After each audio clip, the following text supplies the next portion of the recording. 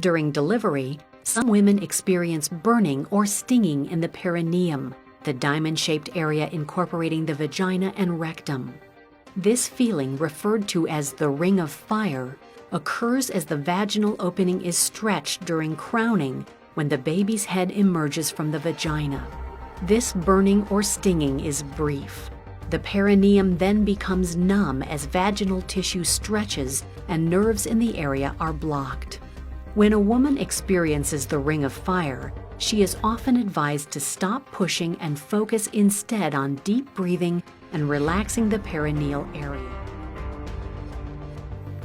A cesarean or C-section means a baby is delivered through an incision in the abdomen rather than through the vagina. The incision is usually horizontal and just above the pubic hairline, but may also be done vertically from the belly button downwards. A C-section may be planned if a problem birth is suspected, or used as an emergency procedure if unexpected problems arise.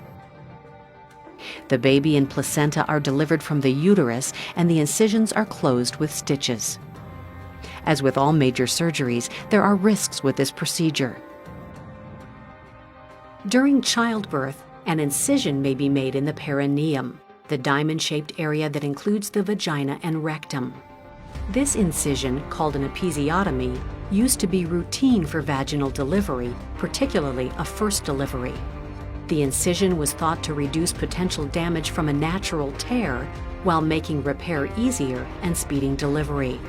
An episiotomy is no longer a routine part of childbirth in the United States and is usually done on a case-by-case basis. Before birth, the baby grows and develops in the uterus or womb. The birthing process begins with regular contractions of the uterus and dilation or opening of the cervix, the narrow opening where the uterus joins the vagina. When the cervix is fully dilated at 10 centimeters, around 4 inches, uterine contractions become stronger and more frequent. The baby goes through a series of passive movements, especially the head. Birth stations indicate how low the baby's head can be felt in the mother's pelvis. The baby's head then begins its passage out of the vagina, called crowning. Labor continues as the baby's head and body pass out of the womb and vagina. The home for a developing fetus is the amniotic sac. Entering the birth canal requires leaving the sac. The sac membrane breaks, and the amniotic fluid that filled it, about a quart by the final week of pregnancy, flows out of the vagina. The amniotic sac membrane is thought to help protect the baby's head during labor against the opening cervix. Sometimes the sac membrane breaks naturally when a woman's so-called water breaks, and sometimes the sac is ruptured by the birth attendant. There are 3 stages of labor. Each of these stages varies according to the woman and many other factors.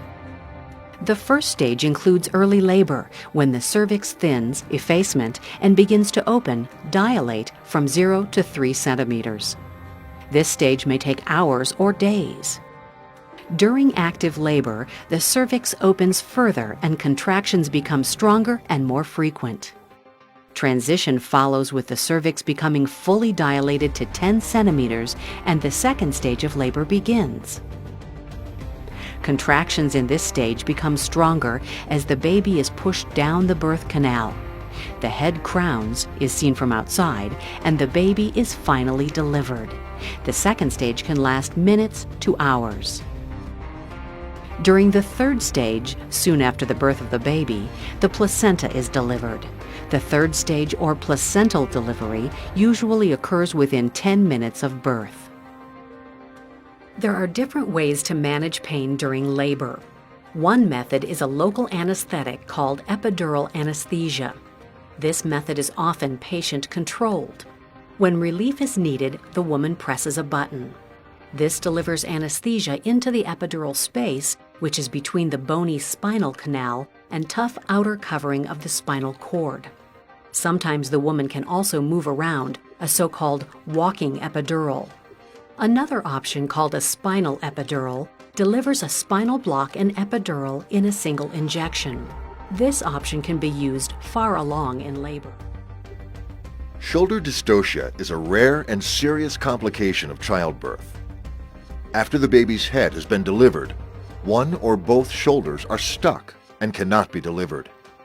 Dystocia increases the risk of complications for both the mother and the baby.